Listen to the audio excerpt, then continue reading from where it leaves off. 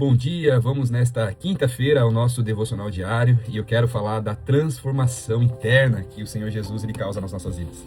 Quero usar como base o primeiro capítulo da epístola, da carta que o apóstolo Pedro escreveu. No seu versículo 23 está escrito assim: Bendito seja o Deus e Pai do nosso Senhor Jesus Cristo, que segundo a sua grande misericórdia nos regenerou para uma viva esperança mediante a ressurreição de Cristo dentre os mortos, e para uma herança que não pode ser destruída, que não fica manchada, que não murcha, e que está reservada nos céus para vocês, que são guardados pelo poder de Deus mediante a fé, para a salvação preparada para ser revelada assim no último tempo.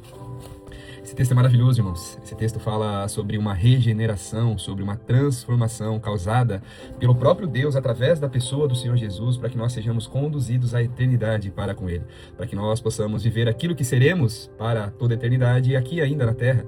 O apóstolo Pedro aqui diz que essa regeneração nasceu para que viva uma esperança dentro dos nossos corações, que nós tenhamos esta convicção, provando um pouquinho daquilo que haveremos de viver lá, tanto em relacionamento com o Senhor, como provisão, como milagres, como curas, como relacionamento com os irmãos, e isso é maravilhoso. Só que o Senhor me lembrava aqui nessa manhã, diante de um texto tão maravilhoso como esse, que por muitas vezes ainda nós podemos bater no nosso peito quando de alguma forma erramos, falhamos, sobretudo pecamos contra o Senhor, contra pessoas, e nós justificamos com aquela frase que é comum vermos por aí: mas todo mundo é pecador mesmo, eu sou pecador mesmo, então não espere nada diferente disso que eu estou fazendo. Por muitas vezes esta justificativa recusa textos tão maravilhosos como este. O apóstolo Pedro diz que houve uma regeneração nas nossas vidas, e eu fui pesquisar o original dessa palavra, regeneração.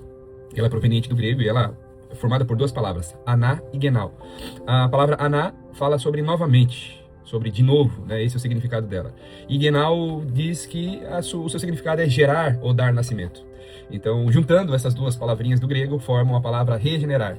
Nascer novamente, gerar novamente, ser sido gerado novamente.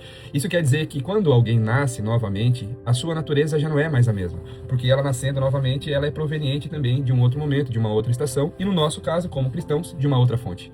Aquilo que era uma consequência do pecado adâmico lá no Éden, de Adão e Eva, onde nós, após a saída daquele lugar de relacionamento, nascemos fruto do pecado, em Cristo nós somos regenerados, nós nascemos novamente para que possamos não viver aquilo que nós vivíamos após a queda, mas vivemos a vida que verdadeiramente o Senhor preparou para mim e para você. Ele diz que essa ressurreição em Cristo Jesus, ela veio para que nós recebamos uma herança que não pode ser destruída, que não fica manchada, que não murcha, mas que está reservada nos céus. Portanto, o posicionamento nosso, quando nós assim encontramos com Cristo Jesus, mesmo que embora por vezes nós tropecemos no meio do caminho, falhemos, demos alguma deslizada por aí, é importante nós entendermos que essa não é mais a nossa natureza. É importante que nós deixemos brotar o arrependimento dentro dos nossos corações. Aquilo que nós fazíamos no passado, quando nós estamos com o Senhor Jesus, já não existe mais uma satisfação plena, mesmo que por vezes a nossa carne ainda grite para assim continuar realizando aquilo que acontecia no passado. Você observa que realmente foi regenerado, transformado por Cristo Jesus, que quando ele tropeça, ele erra, ele peca, existe uma tristeza muito forte, muito profunda dentro do seu coração, e essa tristeza também é pertencente a ele, mas principalmente ao o entristecer do Espírito Santo que habita dentro de mim e dentro de você, que assim reconhecemos o Senhor Jesus como Senhor e Salvador das nossas vidas.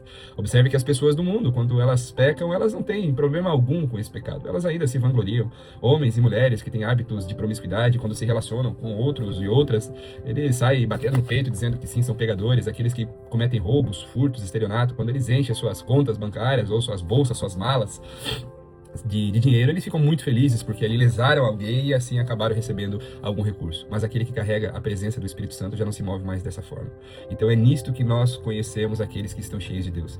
Não é por muitas vezes por aquilo que eles fluem aí como dons, uma boa oratória, uma boa fala, até mesmo boas obras aí, boas esmolas fartas por aí. Não, nós reconhecemos aqueles que estão cheios de Deus pelo nível de arrependimento que gera dentro deles, e o arrependimento gera o fruto do Espírito Santo. É nisso que nós reconheceremos, quando nós estivermos propriamente na presença de Deus, quando nós fomos regenerados pelo Senhor Jesus, onde nós não nos contentaremos mais com a nossa prática pecaminosa, ficaremos muito entristecidos e ficaremos ali constrangidos em função de ter falhado diante de um Deus tão maravilhoso, e olharemos para as nossas vidas e o fruto será aquilo que Deus gera sobre nós. Guarde essa mensagem no seu coração, viva nesse dia através dela, faça uma autoanálise, porque creio que o Senhor falará ao seu coração. Deus te abençoe.